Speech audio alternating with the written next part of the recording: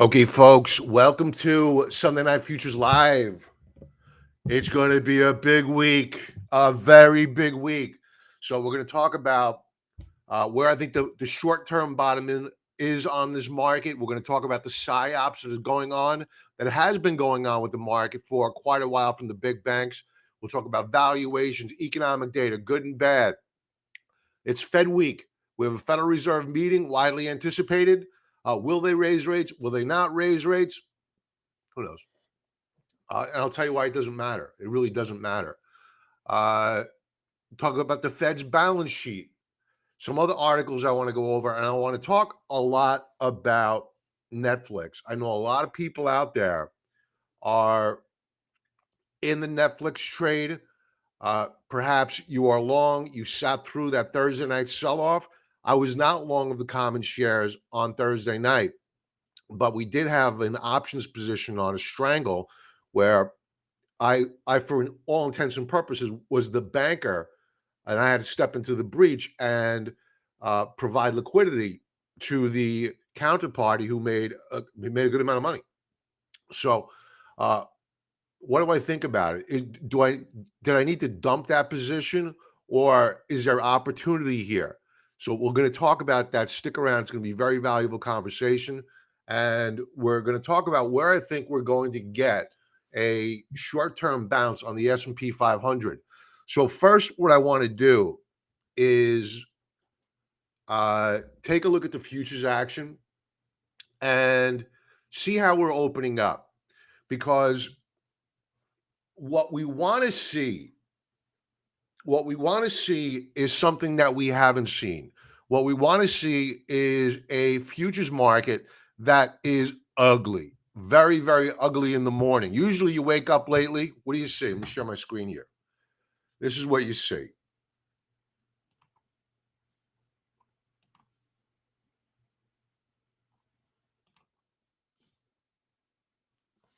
So you wake up, the futures are bright green, all is right with the world.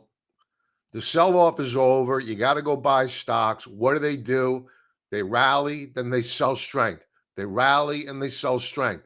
They rally it and they sell strength. They're trying to lure the small investor in to provide a pool of liquidity so they could short into you or to sell into you.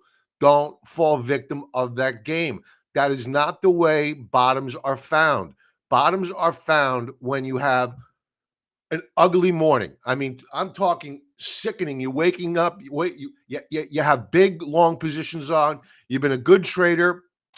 You're buy and hold, yet you're gut wrenching. You don't even want to swallow your coffee, and you want to dump your positions. You want to move to the sidelines. That's the morning where you need to hold strong. I can't give financial advice, but from past experience, that is when you need to, if you have cash, begin to put it to work, assuming that we're bouncing off of critical support levels. That's what we're going to talk about today. Where are those critical support levels? Where might you want to start considering entering and getting long of this market? Because I can assure you, I will bet you a wooden nickel that we are going to have a massive, massive counter trend rally in the next few days, probably after the Fed meeting. But it's gonna come, folks. As sure as God made green little apples, it's gonna come. Is that the bottom? I don't know. Probably not. The market will need to rally, pull back, and we need to start seeing higher highs and higher lows. That's when I say, okay, it's time to go back in the water for the long term. We're way, way, way, way far away from making that decision yet. We haven't found an initial first leg of a W formation from which we could invest off of. We could trade off of a bounce. We can't invest off of that bounce. We're also going to go over Bitcoin as well tonight. So let's go to the futures act. Actually, let's go to the chat. Say hello to people. Be cordial. Franklin, good evening to you, sir. Falcon, hey, bro. Mohammed, hey, my friend. Welcome. My software is really slow. Donnie, yeah, I got your email. I didn't see the symbols, though. I just caught like the quick blurb.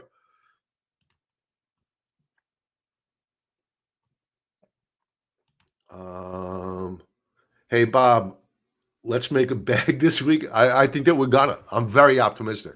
Very optimistic. RL, hey brother, gold up for the next few months? I think so. We have a major breakout on gold. Month is not over yet, but we do have a new monthly higher high after last month's breakout.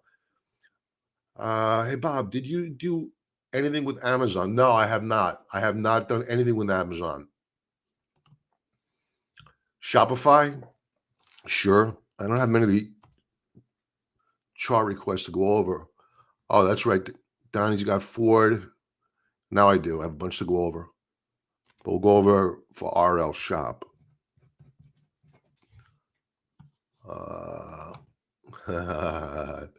34 degrees in really? That's colder than here, I think.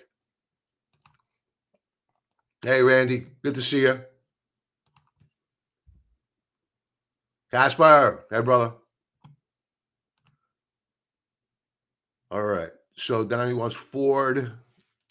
That's F B E K E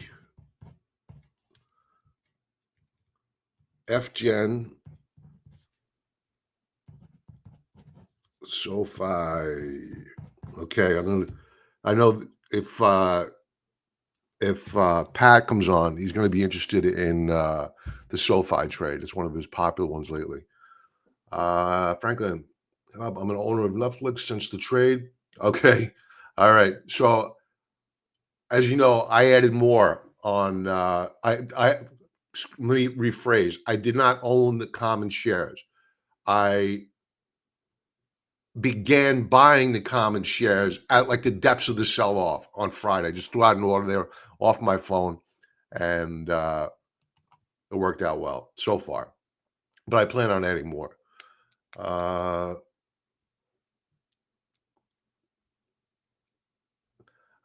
have a I have a lot to go over. I'll if we have time, I'll go over AMSL. I know you're interested in the Amsterdam Stock Exchange. We went over that yesterday. Tesla will definitely go over because I know that's very popular. So if we have time, we'll go over AEX and AMSL. AMSL reported earnings last week, but took it on the chin along with the other semis. RL. Put a sweater on. TZ Canadian. Hey, Bob. Good afternoon. Good afternoon to you, my friend. Is there a haze? Yeah? That's probably a good thing, so you can't see my ugly face. Is that better? Okay. Well,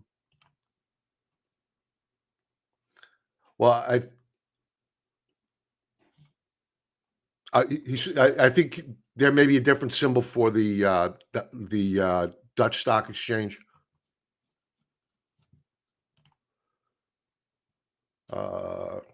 Thank you, Casper. Nvidia and Microsoft. Yeah, those are two good ones.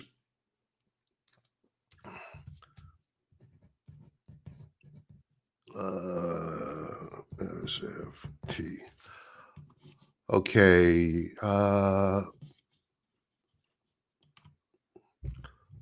Donnie, how does the coming market affect how to read 4-hour charts? 4-hour charts are, those are good for swing traders.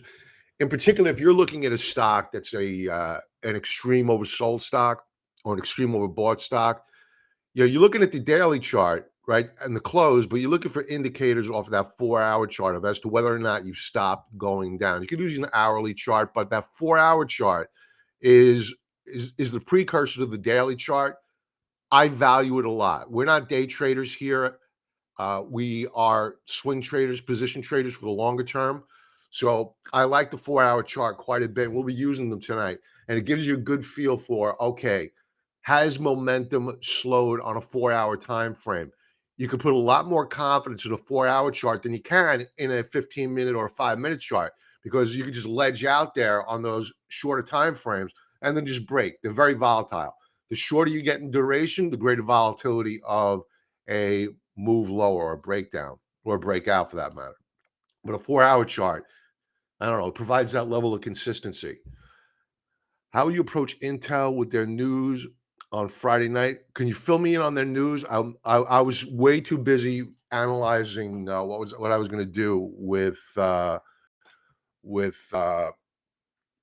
Netflix on Friday night. Okay, let's Oh, if I can ask you folks, smash the like button before I forget. Subscribe to the channel, helps me out with the YouTube algorithm, and we'll take a look at the futures action. Remember the goal, what I want. Even though I want the stock market to end the week up higher, what I want is a bloodbath either tomorrow morning. That way we could set up for a turnaround Tuesday, or a down morning tomorrow, only to get a rip up higher with a bullish key reversal bar. That'll be an indication of a short-term bottom on the markets. If we wake up tomorrow morning with bright green futures and we open up, then you got to expect that they're going to sell into strength and they're going to dump the market red on the afternoon or unchanged.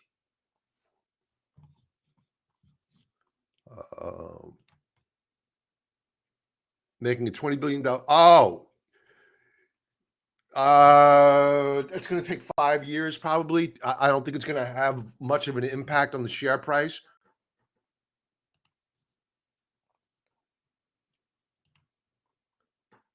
We need more business back, and you know what? I think with the lessons that we're learning right now, especially with what's going on with Taiwan and how vulnerable they are. Remember, Taiwan Semiconductor is the largest semiconductor manufacturer in the world, and that could easily be handed over to the Chinese if they decide to do a cross Taiwan straight landing. That would be done. I mean, that would be a seismic event in the markets. I have no doubt about that. Let's go to the futures action. Okay, let's kick it off. We'll come back to gold. I'm more interested in the equity markets. We're a few minutes in, they're up. It's not what I wanted. Maybe they'll move lower, but this is not how you get to a bottom.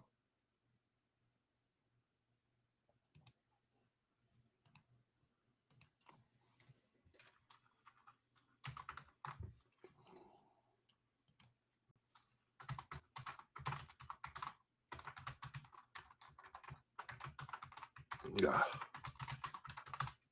Okay. At or below. And there we go. I honestly hope that we slip and we fade. Let's go to the Russell 2000, which has been absolutely devastated, up as well. Let's get rid of volume. RSI, 4-hour time frame.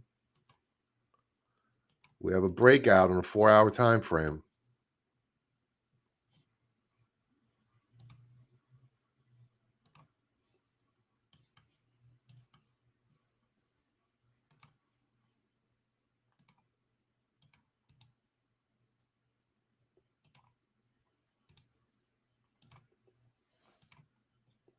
Same with the S&Ps. Let's go to the Nasdaq.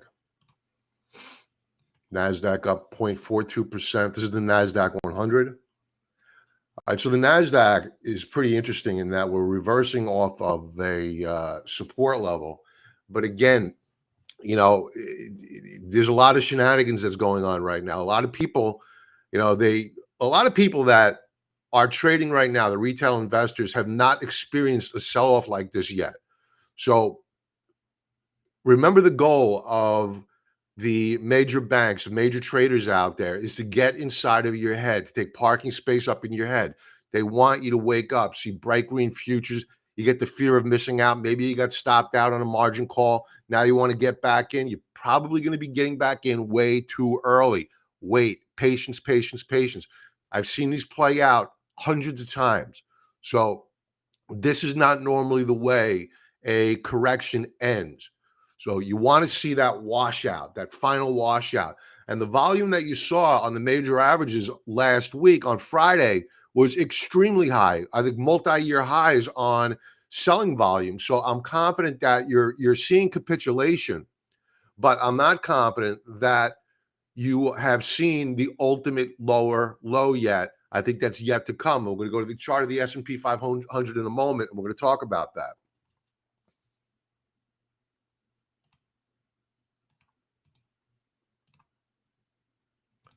Wrong click. All right, so RSI beginning to break out.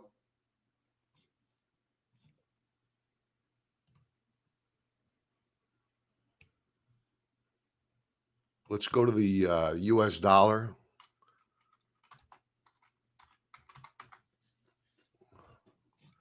The dollar's down. Good to see.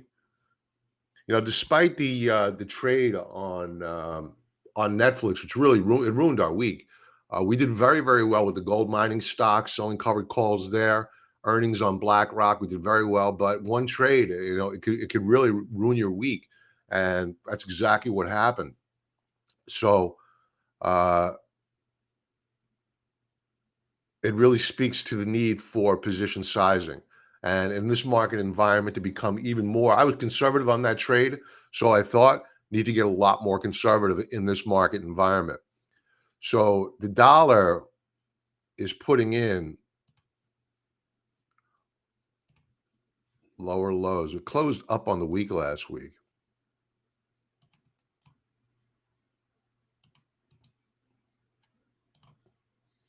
You can see that we're breaking support levels. Now they're trying to flirt, and I don't think it's going to break out. Lower highs on Stokes. So this appears to be not necessarily a bearish chart, but a chart that is suspect, to say the least.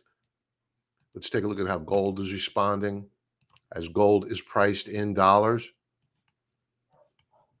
Gold is now rallying. It's above that 1833 mark. Very bullish. Very, very bullish stuff. So if we rally here on gold and we close above 1900 the ounce, you're probably going to see all-time highs by, I don't know, next couple of months, easily.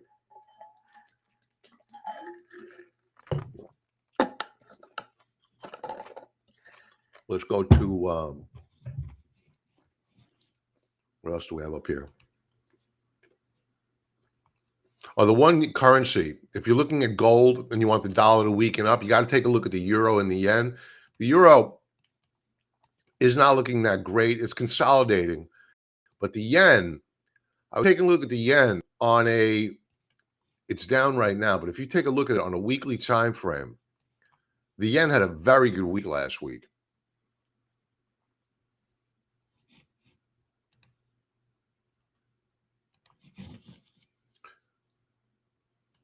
Let's move on to nat gas. Nat gas pulled back last week.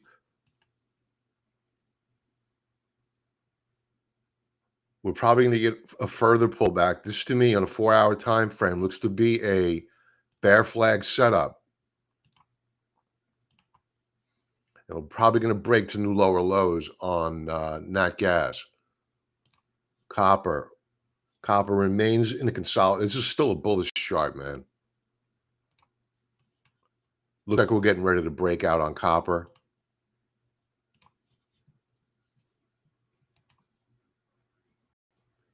Taking a quick peek at some agriculture plays. Soybeans up. Still, the uptrend is clear and defined. Wheat, uptrend under pressure, consolidating.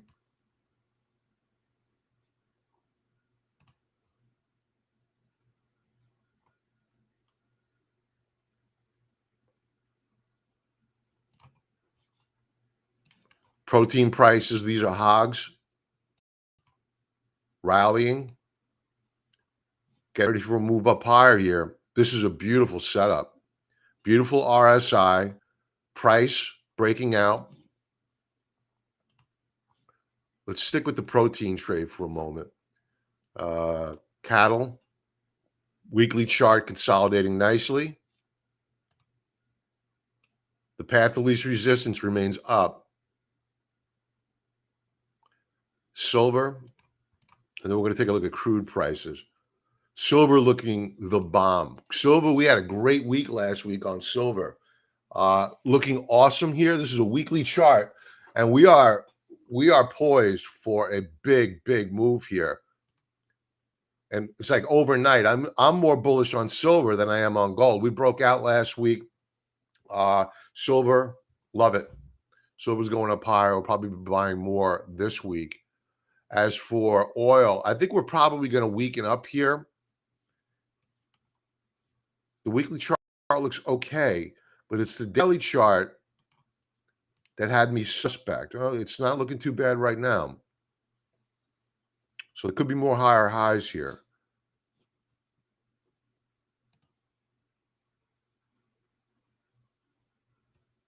All right, let's check back in with the S&Ps or the Nasdaq, whatever. It doesn't make a difference. Still holding those gains and capitalize. This is not a bottom, folks. This is not a bottom. I know I'm sure there's a bunch of you out there saying, shut up, dude. Yeah, this is the bottom. I wish it were. I wish it were. Don't let these guys take parking space up in your head. This is very thin volume. All right, let's go to January the 4th. The good people over at JP Morgan urge their client to stay bullish as positive catalysts are not exhausted. Stay bullish. Don't sell. Fast forward. You can't make this stuff up. JP Morgan CEO, this is as of the 14th, only a few days later. JP Morgan CEO Jamie Dimon says there could be 6 or 7 interest rate hikes in 2022. Does that support a bullish argument for equities? I don't think so.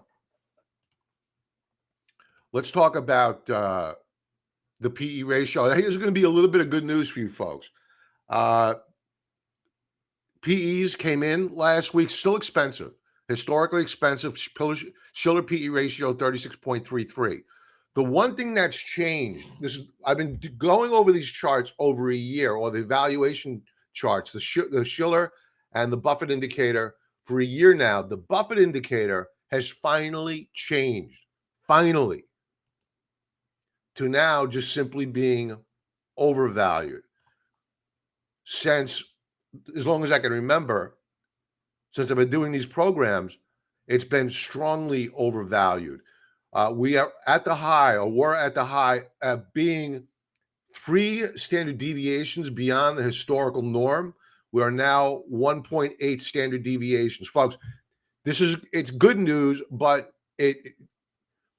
we haven't reverted to the mean yet. We haven't reverted to the historical norms. So it's certainly not a buy indicator. It's just an indicator that progress is being made on valuations. That's all. No reason to go in there and buy.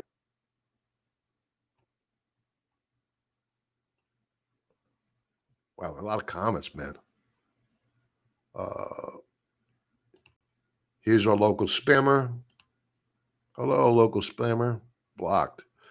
All futures are negative. All futures are negative. No. Tom, what are you doing? Trying to mess me up, man? RL. Fang Tesla earnings. Yeah, Tesla reports this week. That's going to be, I'm not going near that one. Hey, buddy, quick questions. S&P 500 up or down tomorrow, in your opinion? If it's hard. I mean, if they gap it down really hard, we'll go over support levels in a while. If they gap it down to, let's just do it now that I'm thinking about it.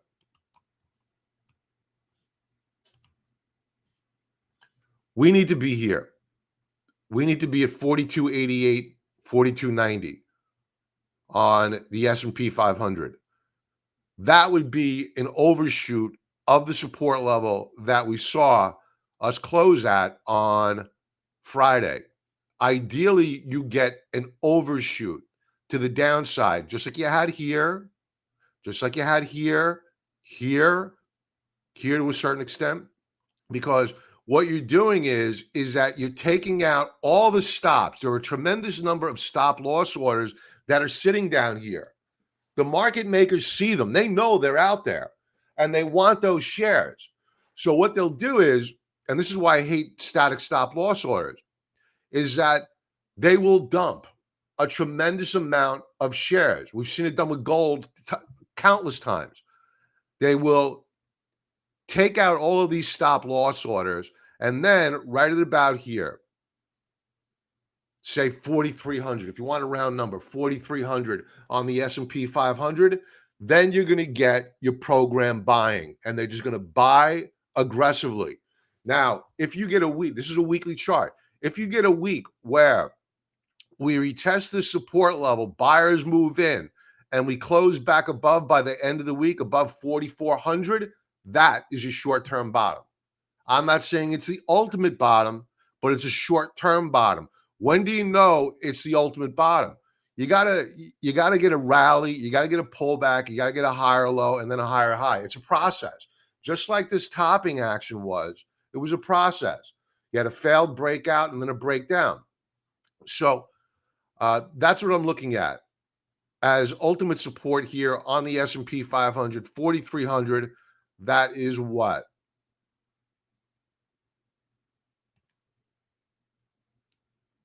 About 2% away, if my math is right. Yeah, it's about 2% away. So we're not that far away.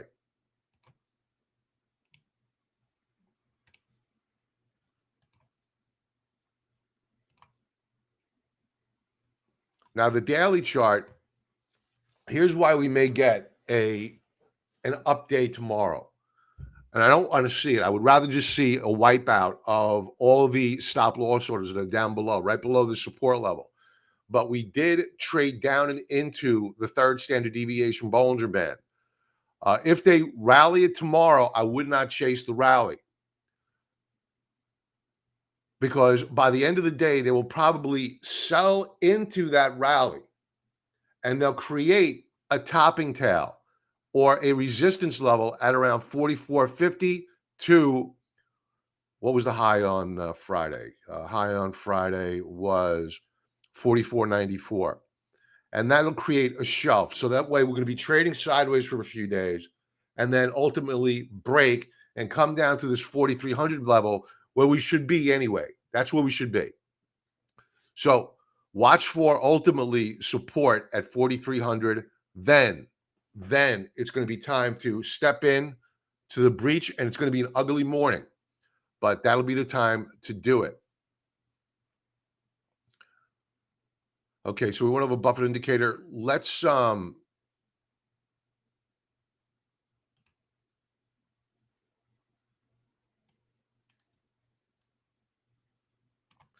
talk about Goldman Sachs and this article. So Goldman sees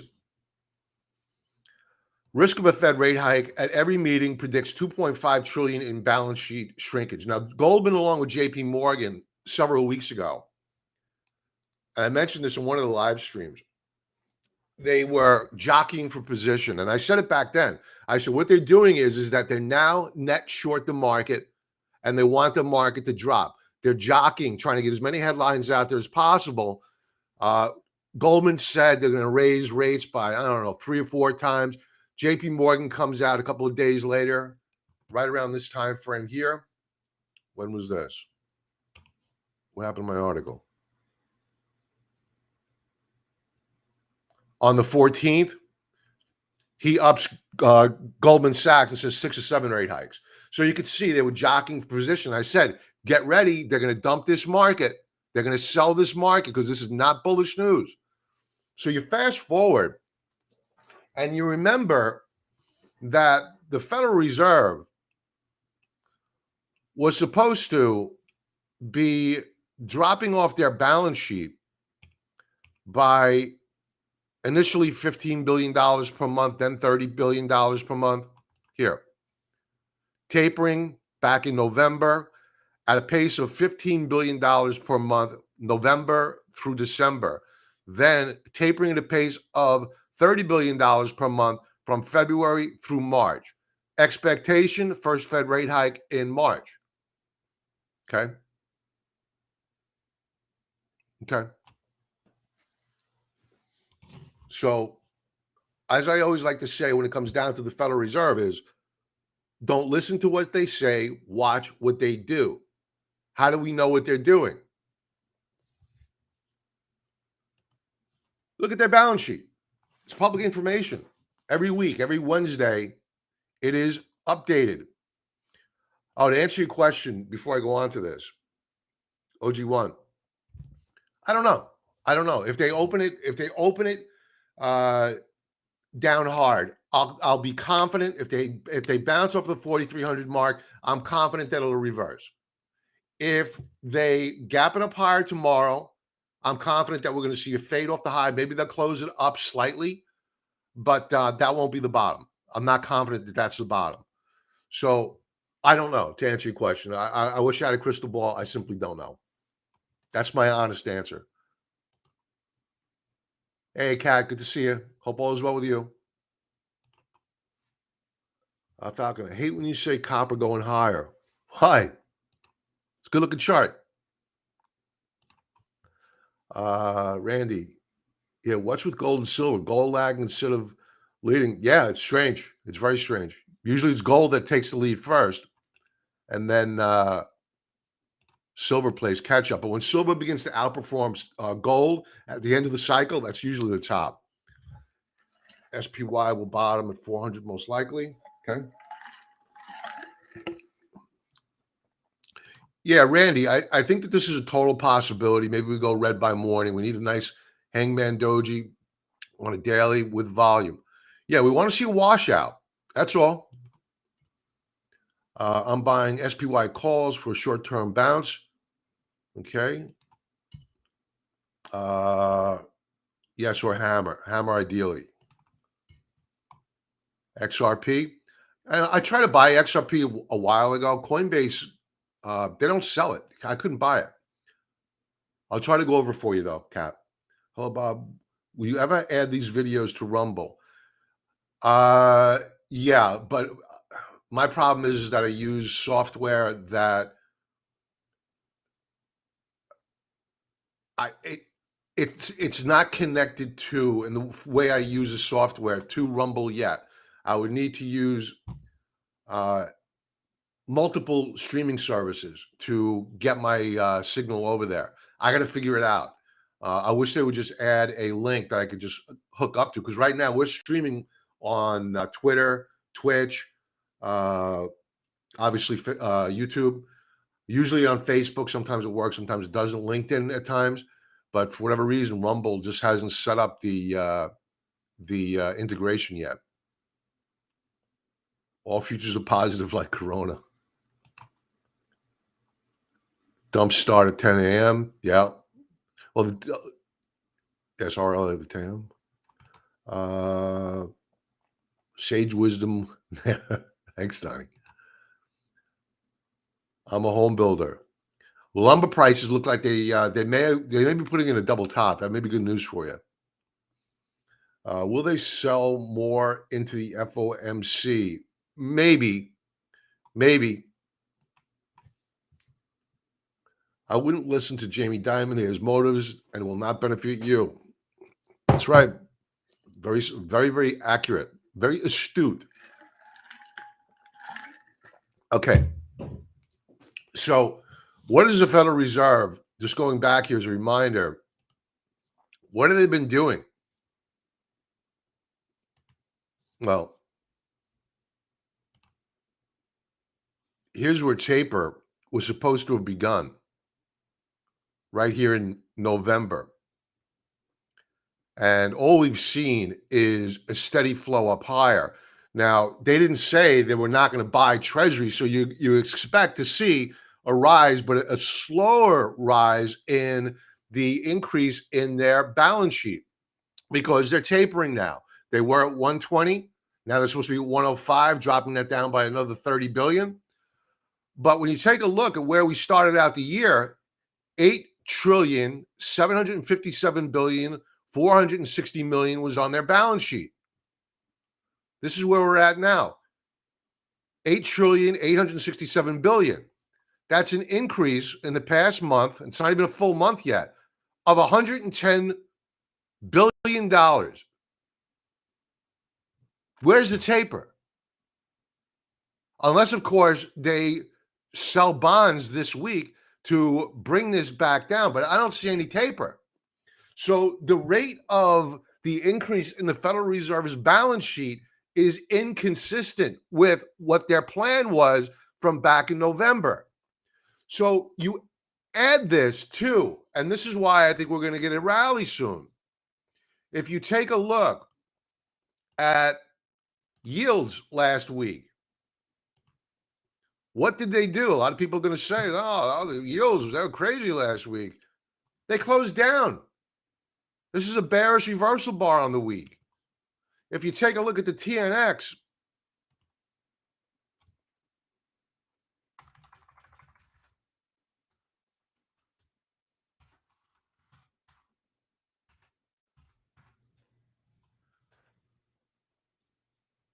it's on the CBOE. Let me go to my annotated version so it's easier to talk about. Here we go.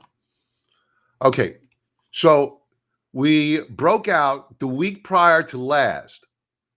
This is a weekly chart, 10-year Treasury yield. We broke out. Markets are in free fall, right? Markets are selling off here because yields are going up higher. What happened last week? Well, they went up higher. Stocks went down, but yields did a bearish key reversal bar and gave up a support level. So this is why I'm saying that as we near historical support on the S&P 500, I think that we are going to rally.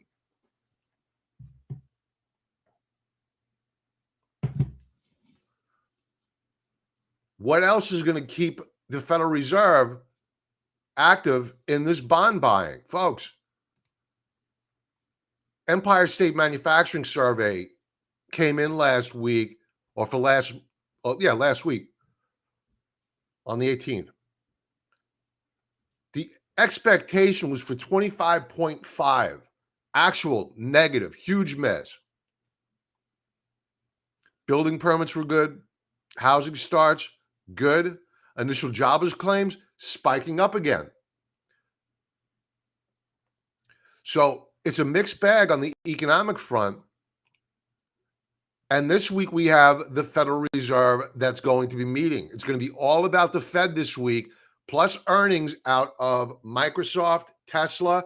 Those are really going to rock the market if they come out disappointing.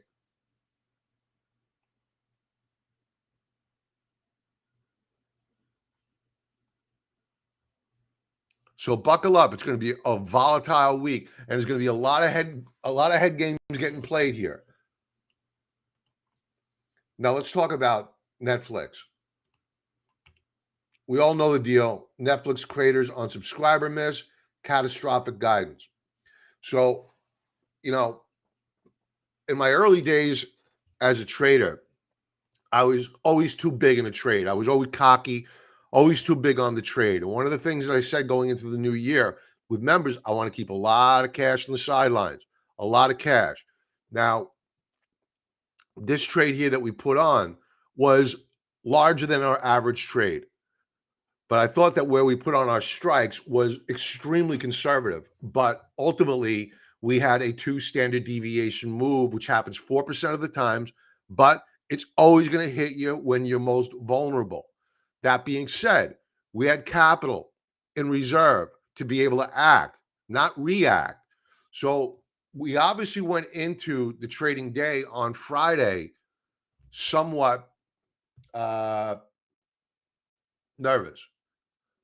And we were on the defensive because I had to take off risk, reduce risk in other trades so that I could focus on just this trade.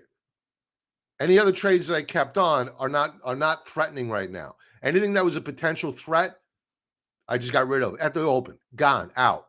So that way, lots of freed up capital that could even work with more now, and I could focus like a laser beam on an opportunity. So the minute I got all that risk off the table and I had a lot of capital in reserve, now I went from being on defense to going on offense. So our basis cost, where we were obligated to pick up the shares, adjusted for premiums paid, was $391.90 per. Excuse me, scratch that. 451. I don't know where that came from. 451.90 per share. I was on the hook for. So what we did know by using TrendSpider and their automated trend lines was that we had historical support below. By the way, cheap plug, 35% discount code below because it helped me out. We hit historical support.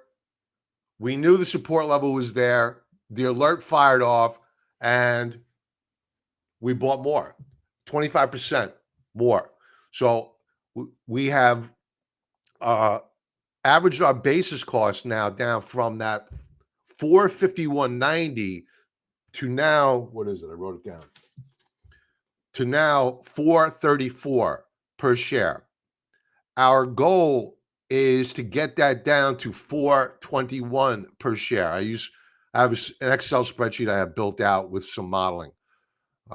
So 421. So what's the game plan here? Why am I still so bullish on Netflix? Why am I not just giving up and going away? Let's talk about it. Besides the fact that we hit monthly support and we bounced off of that monthly support, you got to take a look at where we're at on a daily time frame. On a daily time frame, we have an S&P 500 with still, despite their poor earnings report, their forward-looking guidance, it's still a moneymaker. And you have a stock which is sitting with an RSI daily time frame below 11. That's unheard of. It's ridiculous. So your Stokes, they're beginning to, despite the fact that we got hammered on Friday, they began to hook up. Why? It's because buyers bid the shares up higher, influencing the Stokes. Now, what I'd like to see is a model that I use to game plan out our exit out of Netflix, because this is not an investment, folks. We are going to add to this position, assuming that we get the right price, and then we are going to exit the position once we hit a certain price target, and members will get an alert out to you. So here's the modeling that I did.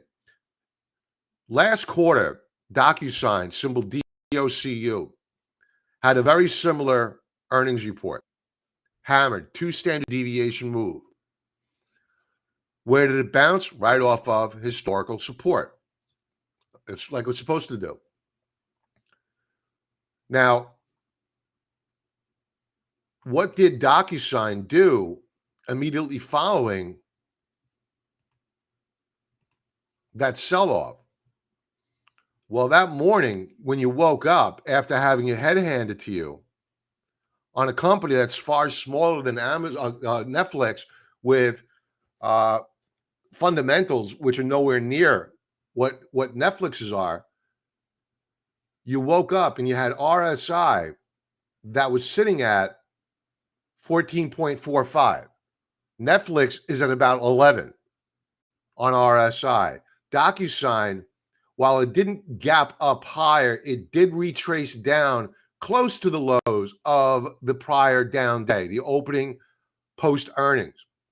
But then after that, you went into a rally, a short covering rally. Shorts were booking their profits. And you got to appreciate what this in reality was. This was, some people trying to buy the bottom, but mostly it was shorts covering their position. They were booking profits. And the share rallied 24.5%. Now let's go back to Netflix. Let's use a similar model.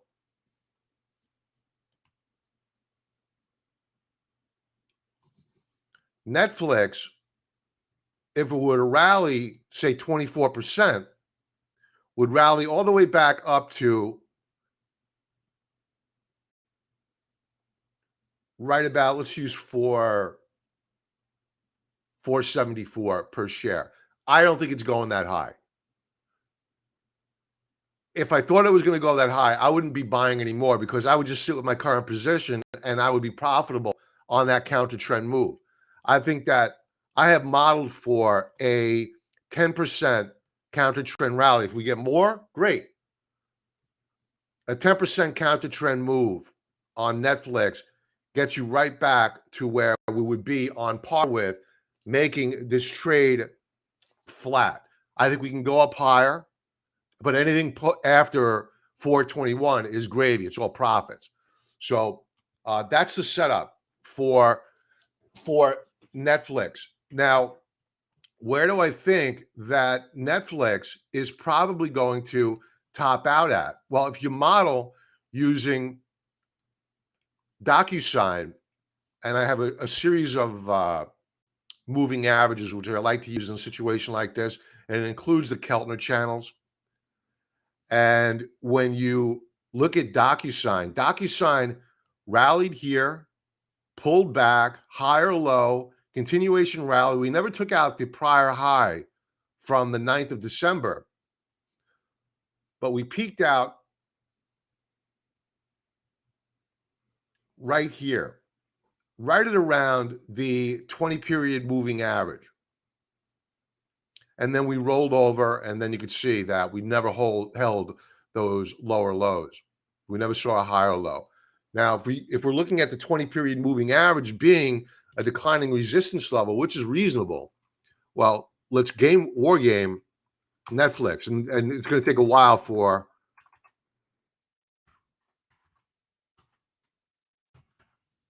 $20 to get down that low. $20 still way up here at around 556 per share. I do not think we're going up there tomorrow by any stretch of the imagination, but it's reasonable to expect a minimum 10 to 20% rally on Netflix. But then after that, folks, out, because I think it's going to roll over and probably go lower, along with the rest of the market. Let's go to some comments.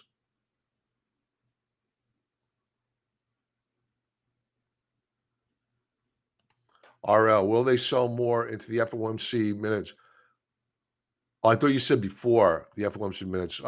After, it depends. It depends upon the comments, and it depends upon if they sell it off hard into the Fed meeting. If they sell it off hard into the Fed meeting, we're going to get a relief rally.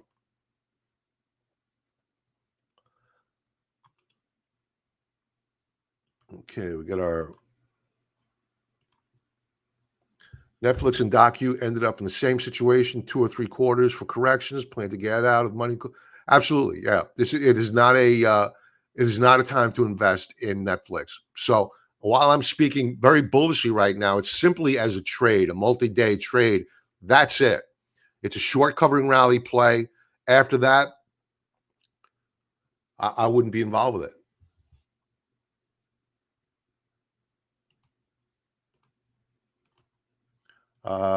PTON, if time. Okay, yeah, we can go over that one. That's talk about a dog with fleas.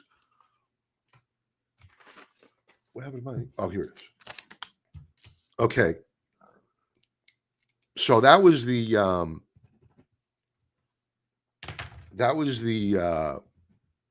game plan for Netflix. No day trading it, none of that stuff.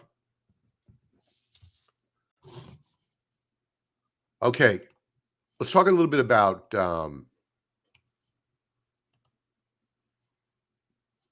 where's my article? All right. Mike Novogratz is a trader, and he's kind of new to Bitcoin, but he's a pretty popular guy. What happened to the article? Here it is. Completely out of sequence. Highly embarrassing. My apologies, folks. Don't forget to smash the like button, please. Novogratz sees Bitcoin bottoming out 38 to 40K waiting to buy. This is as of January the 6th. It made a good call, but I think that it's going lower.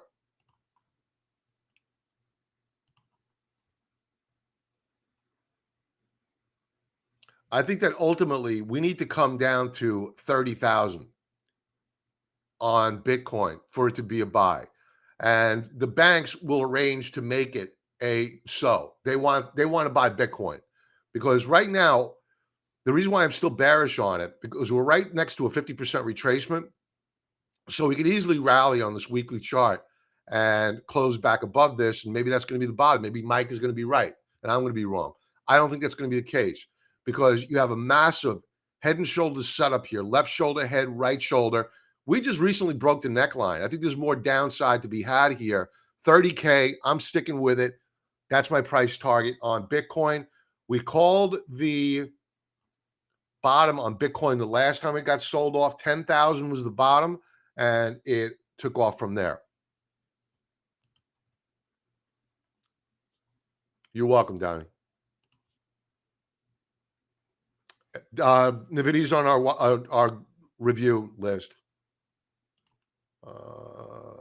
Turn on Beyond. Have a good day, Friday. Okay. Binance or Coinbase you can use, TZ.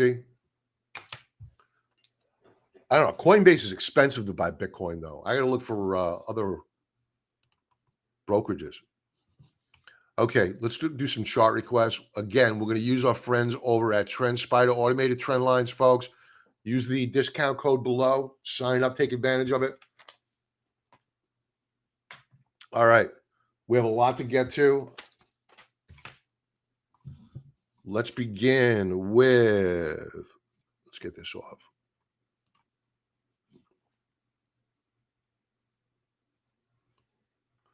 I want to make sure I got the members' requests. Donnie, I got you. Jeff, UL, is that on my list here? Yes, it's on my list. Okay, cool. We'll begin with Jeff. Oh, you know, before we go to the request, I want to go to a daily chart and take a look at resistance on TrendSpider for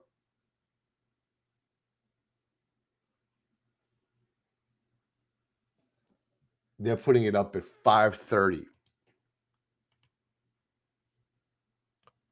So I'm going to be creating an alert here with a little bit of sensitivity to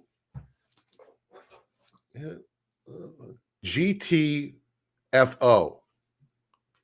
GTFO.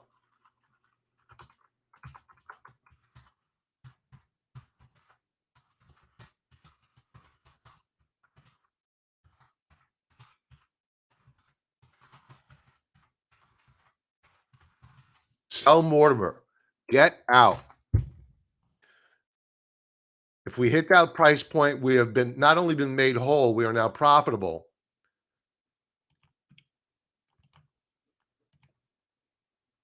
We lick our wounds and we stay a lot smaller with our earnings trades, at least for the foreseeable future. Maybe even use hedges on them as well, rather than just being naked on them. Too much risk. Getting too old for this. All right, let's go to UL. Unilever. All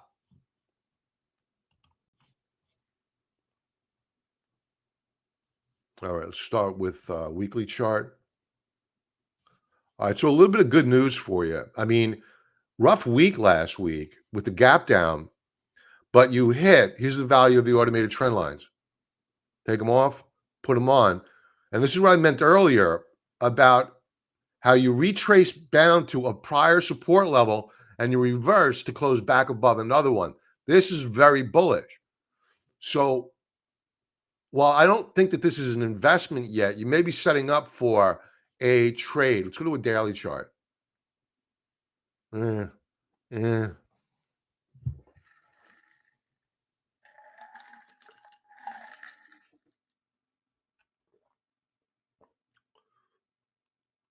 You got the pop back.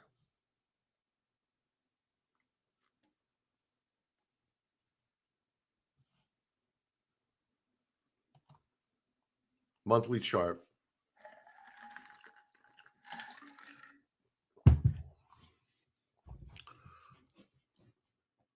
Nah, avoid it. Avoid it. You got a dead cat bounce. Monthly chart outside reversal bar. We've completely engulfed. Excuse me. Completely engulfed last month's price action. This is one where I could easily pop up tomorrow and embarrass me, but the macro view is one that is not good. Uh, this is a very bearish monthly chart. Yes, we have several trading days left to go in the month, but I would not want to initiate a position on a candlestick like this. This is pretty bearish. Now, if we retrace down to this support level here at 44.25, that becomes interesting because that becomes a base where you can consolidate off of and then look for another move up higher. I mean, the weekly chart, it looks as though you just had some buyers that stepped into the breach, bid it back up, but the daily chart is showing that you're not getting the follow through. Now, the reason why I said I could embarrass myself here is because maybe what they're doing is they're simply consolidating it, looking for a breakout. But I don't know how much upside you're going to have here before this ultimately rolls over. Maybe it'll rally with the rest of the market on that dead cat bounce I'm expecting. But will it hold that rally? It depends upon how we close out the month. I would suggest that this one here, we revisit the 1st of February, then revisit, see how it closed out the month. Did it rally back? Did it recapture a monthly support level? If so, maybe the all clear is there. Right now, I'm very skeptical about Unilever. I would avoid. Shopify. This is one that I don't know if they've reported earnings yet. I don't think that they have.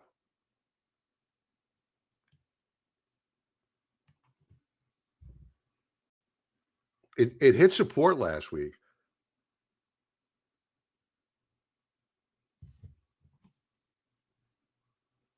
870 support. We closed at 882.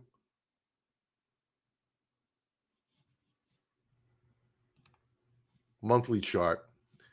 Wow, what a retracement here.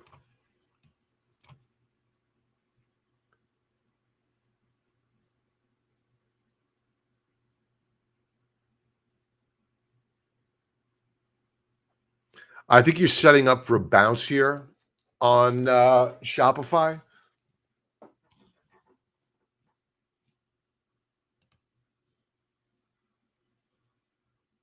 Good support, monthly and weekly time frame hit. Volume still trending higher.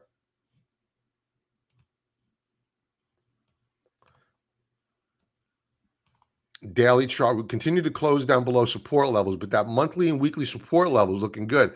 I think this is one where I would entertain if they sell it off hard into the new trading week, stepping into the breach. Go to where's RSI on the stock? Where's my RSI? Yeah, RSI is down at 20.69.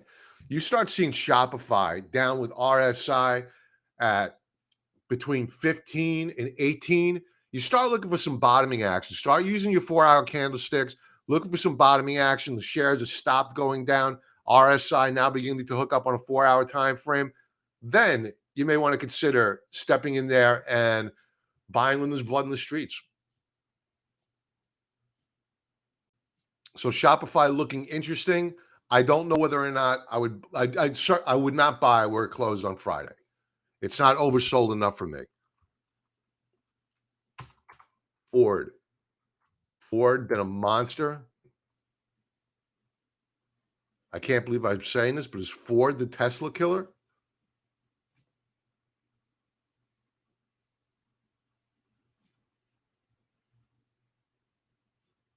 RSI is extended. This is a monthly chart. So far in the month, we have a bearish key reversal. Very bearish. Weekly chart. Horrible, horrible chart. But we did close at a support level right here, $20.61. If you retrace back down here to 17, let's call it 18 bucks a share right here.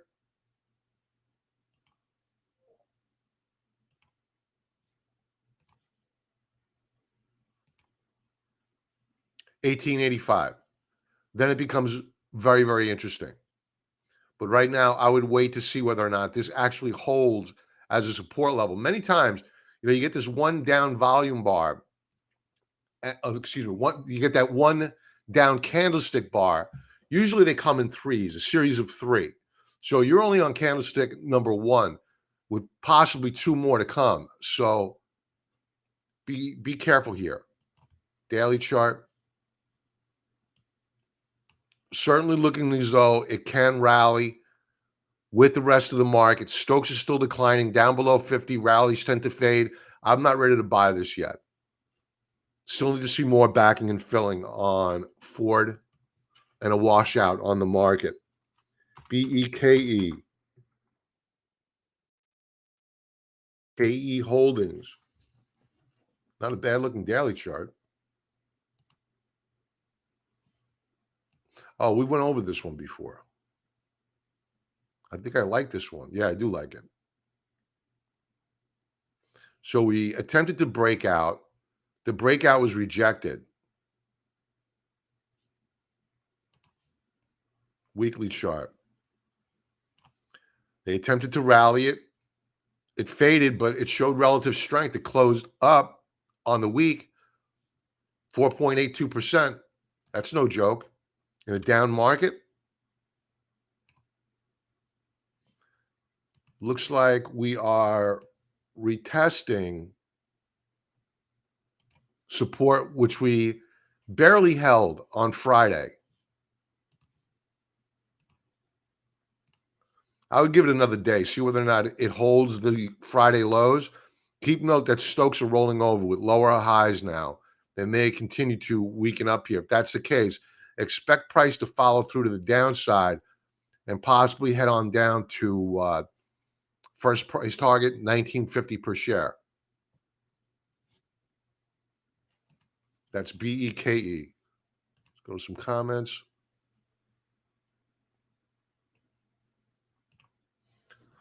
Interest rate talk will probably fade. Fed often lies. According to their balance sheet, they're lying through their teeth.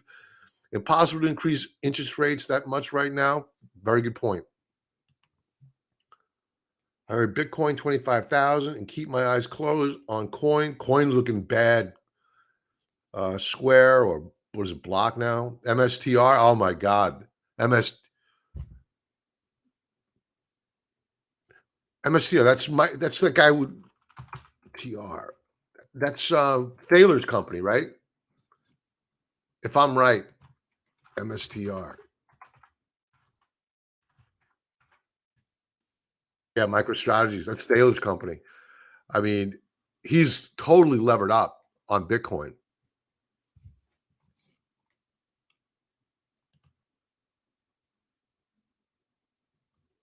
Bravo Cat. Fed will push us into Black Friday crash.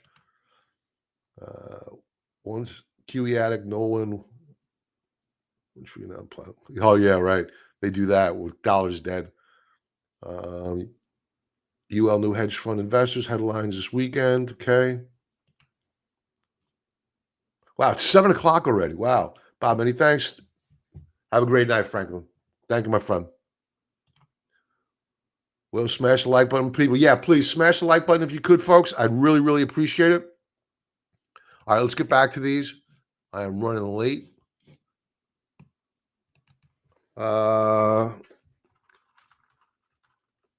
FGEN. Ibergen. This looks interesting. Consolidating. Stokes favorable, rising. Beware here. potential bear flag setup. This is why we use multi-time frame analysis.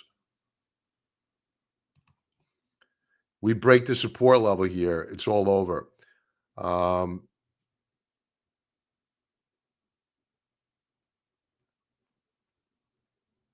don't like it. I get a bad feeling about it. Let's go back here.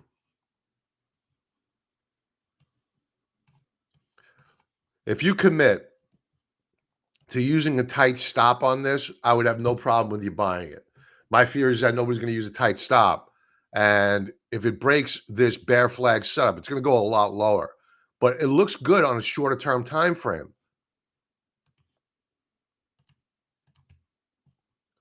Watch for a breakout. If it closes above $14.50 per share, it's a buy, tight stop right below this lower band of support, which at current is at around $12.60 per share, but it's rising.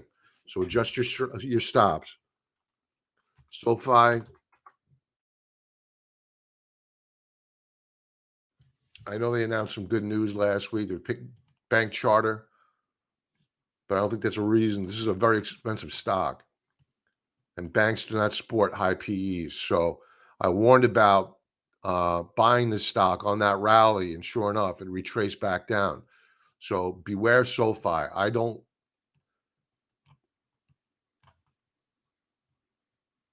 The monthly chart looks interesting. 13, what's the support level here? 1360 is really good support. If it breaks that support level, I would get out. Weekly chart, nice reversal, but we faded off the highs of the week. 1360 support. If you're going to buy it, I would use that as my stop. Tesla, this is an easy one. It reports earnings on Wednesday. If earnings come in as expected, if they fail to beat earnings, Tesla goes lower, and it's gonna drop like a hot rock. So be careful. Tesla is really, really weak. If it closes down below this 981.27 mark on a monthly time frame, it's going a lot lower. If they rally it along with the rest of the market after earnings, watch and see whether or not it can close above 1,000. If it closes above 1,000, I wouldn't short it. If it fails to hold $1,000 per share, I would be looking to short Tesla. Nvidia, which I just closed out a trade here. And thank God I did. Nvidia, it's been very weak of late. Earnings are coming up, I think, next month. Semiconductor sector broke down last week. I think we could retrace on Nvidia down to stop number one, 229, stop number two, 209 per share on Nvidia. Very disturbing that it really broke down hard and failed to hold support at 240. That was a critical support level. And overnight, it dropped down to 235 like that. Very weak. MSFT. Very bearish on Microsoft.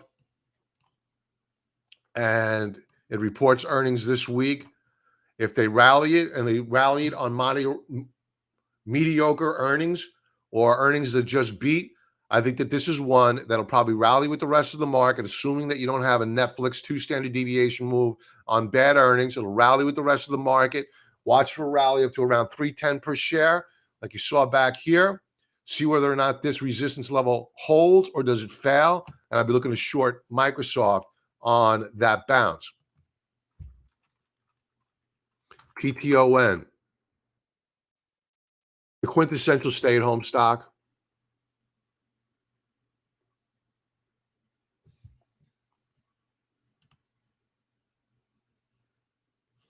We held weekly support last week. I think it's got to be treated as a very, very speculative trade. We broke monthly support. Maybe it'll bounce back. We have a few trading days left to go. Daily chart. They bounced it back on Friday, but what did they do? On Thursday, they broke multiple support levels. These are the algorithms, folks. Click of a button. Computer does it for you. And they rallied it back on Friday in an effort to try to recapture support. They failed. So avoid Peloton unless, of course, it closes back above, let's call it $30 a share. Then it becomes a trade. A short covering rally trade, I would sell that rally and be out.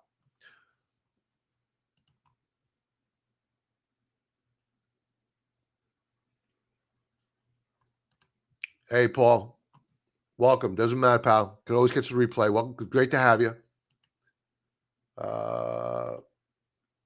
BA, I haven't spoken about BA. I have not. Quickly, we'll take a quick look at BA, and I'm going to log off after this one. BA, it's got to hold 190. If it fails to hold 190, BA is in a lot of trouble because that's critical support. It's my favorite support level.